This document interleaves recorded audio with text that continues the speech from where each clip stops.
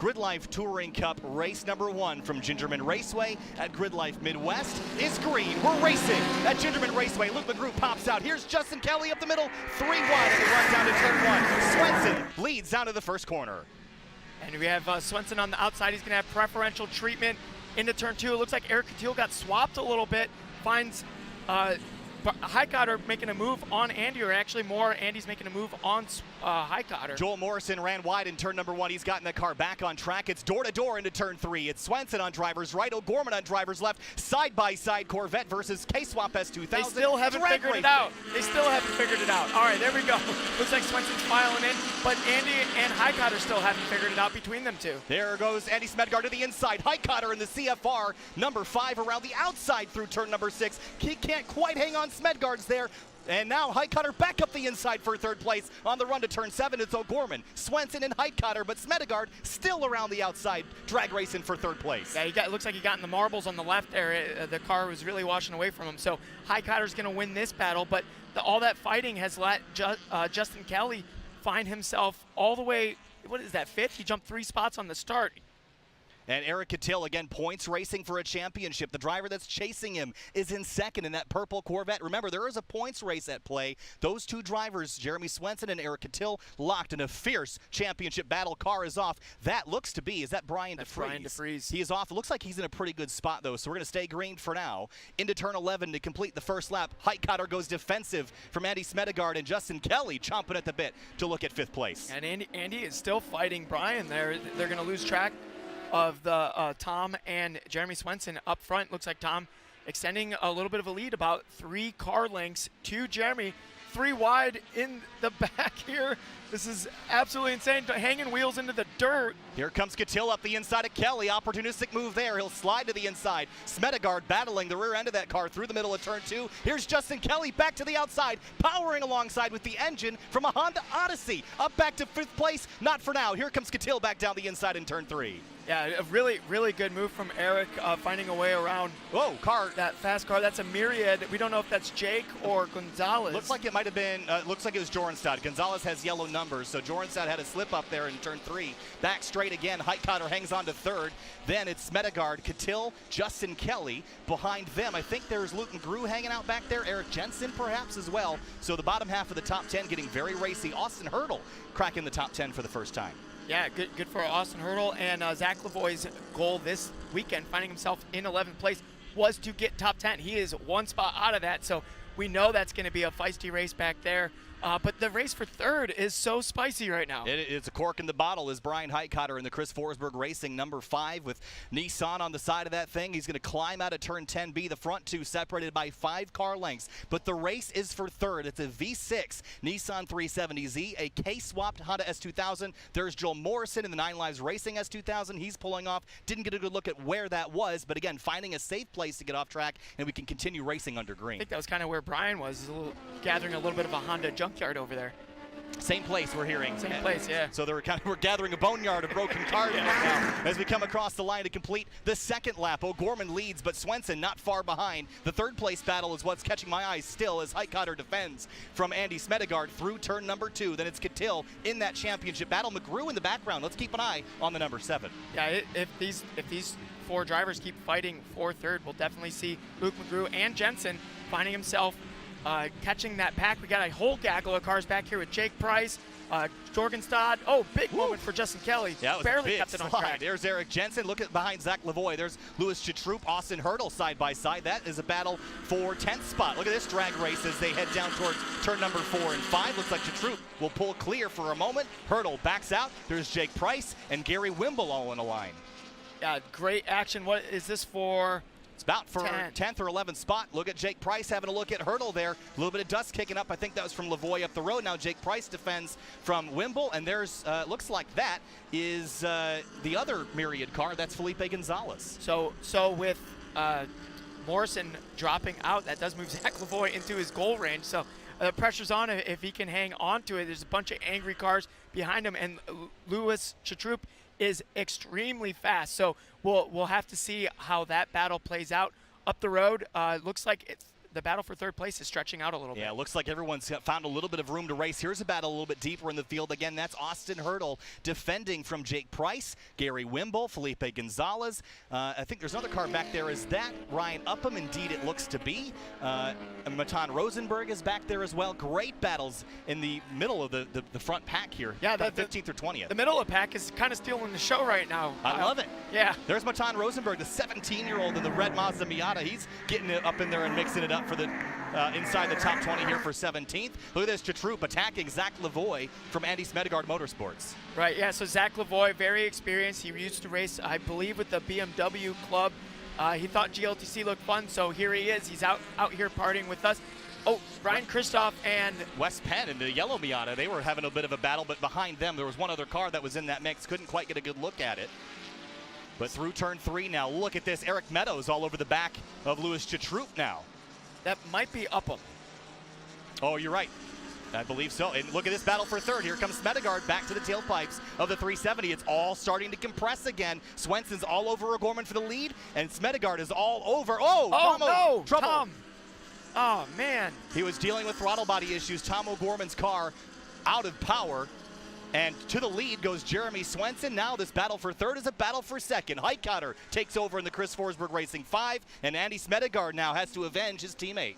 Right, yeah, and man, that's a tough break for Tom. Tom's bad. It looks like power is intermittent here. He was mentioning it was fuel starving. High speed cornering, DJ, maybe it's fuel starving that car. If he could salvage this race, so fastest lap time from this race. He's got it at 38.4. It does set the grid for the next race. So if he gets a good point finish, even with that slip up, whether it was him or the car, he still has a chance. But man, Andy is right on Brian Heitkotter's bumper here. Heitkotter trying to defend from Andy Smedegaard. Smedegaard's won 2 rounds of GLTC racing this season. Heitkotter comes off of a win 2 rounds ago at Alpine Horizon, was the winner in a 3-wide battle to the checkered. Heitkotter scored his 2nd GridLife Touring Cup victory and his 1st weekend championship, now defending heavily from the ASM number 212. Right behind him, Swenson looking in the mirror, licking his lips, trying to drive away. Yeah, but this isn't going to be like the races earlier this year. Swenson normally on street tires. We have seen leads like this from Swenson before. I think he's on Hoosiers though this time. Right. I'm saying normally we'd see this lead, but it would start to, that lead would start to disappear as the street tires fall off. Jeremy's on Hoosiers now. There isn't going to be fall off. We could probably expect to see this gap for the rest of the race, but the pressure is on for Jeremy to keep it clean.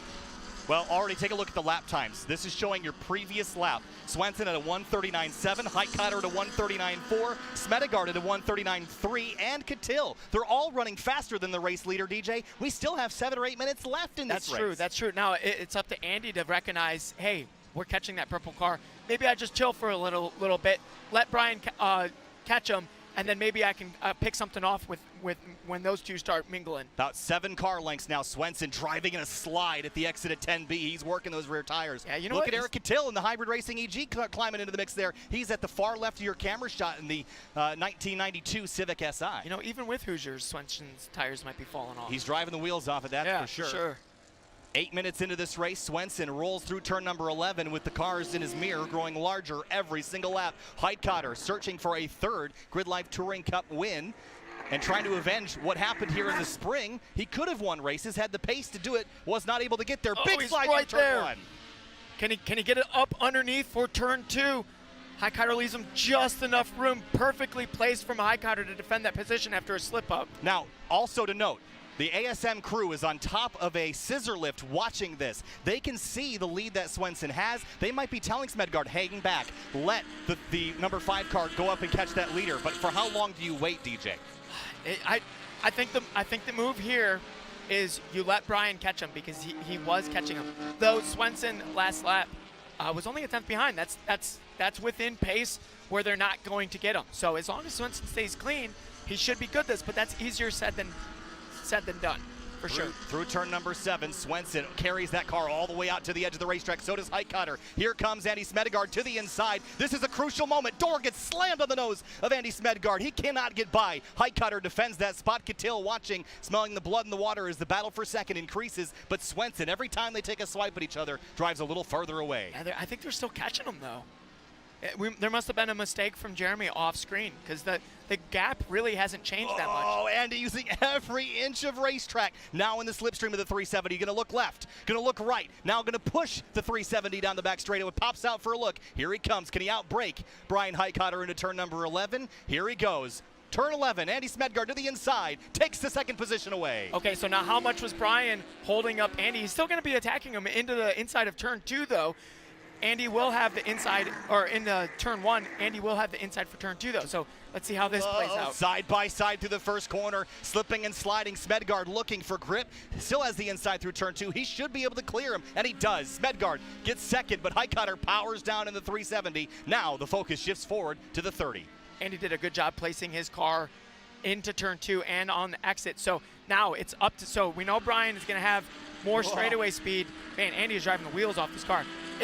We know Brian's going to have more straightaway speed, so it's up to Andy in this portion of the track to put a gap on him so he's not under attack going to 11 and try to catch Jeremy, because that side-by-side action definitely cost them a half second if we're looking on the left side of the screen. Ben Dozman slow. That's a brand new car. After previously at spring kickoff, his previous car burst into flame violently. They were able to get an engine put in this car, and he seems like he's dealing with a limp right now as he rolls to the inside of 5 and 6. Catil has now caught the number 5 of Brian Highcotter. Again, the points leading car, the reigning champion of GRIDLIFE Touring Cup, looking for a podium. He's right here on the back of the number 5. Has a look into 10B, but Highcotter stays on the racing line.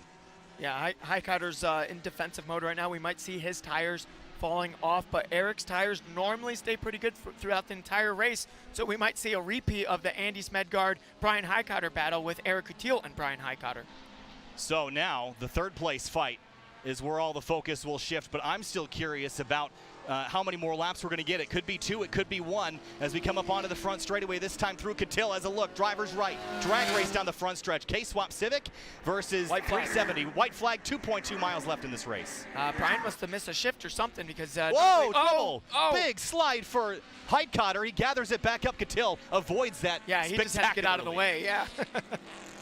And now Catil again pulls even. Highcotter gathering it back up after a lockup into turn 1. Still a battle for third on the run down to turn 3. This is going to be huge for Eric if he's able to get by Brian Highcotter for the points for the whole season. You don't want Swenson sweeping the weekend, so Eric needs to be in the fight for the weekend points. He grabs third place away from Highcotter. The battle up front has fizzled. Smedgaard was faster last time, but he's going to run out of time. Catil, big slide through turn 6. He's driving that Civic so hard right now to try to run away from Highcotter because there's still a weakness for the Civic. When they get to the back straight, this is where that 370 is going to try to drive right back by him. Now for the lead. Here comes Smedgaard right to the back of Swenson through turn 7, 8, and 9. He's there, DJ. Well, this could be a battle for the win. He caught him fast. He's got position on him. Here he comes. Outside of 10 doesn't really work, though. You kind of have to hope that he overcooks it, and then you come up underneath him. Here he comes. Over, under, right to the rear bumper. Smedgaard looks to the inside. Swenson goes driver's left. Drag race here as they come up the back straightaway to turn 11. Andy Smedgaard versus Jeremy Swenson. V8 power, K power down the back straightaway to turn 11. It's going to be a drag race to the braking zone. Who gets it there first? Oh, this is amazing racing. Andy Smedgaard coming in on the inside. He's got it. Jeremy's trying to do the over-under, but he's not going to have enough. Last lap pass for the win. Andy Smedgaard is going to win race 1. What a battle. That was awesome. Man, how did man. Andy must have been held up a lot from Brian. Brian's impossible to get by. The pace difference was incredible. That was unbelievable. Wow, that was so cool. Man, this is what I love about GLTC. You guys missed it, but Kyle literally stood up and went like this. That's just what it's all about. I mean, that was so clean. Great racing by those two. Not a touch, not a rub, Perfect. No smoke, no perfect. damage. They're going to walk away, and they're going to share a beer later. That is spectacular.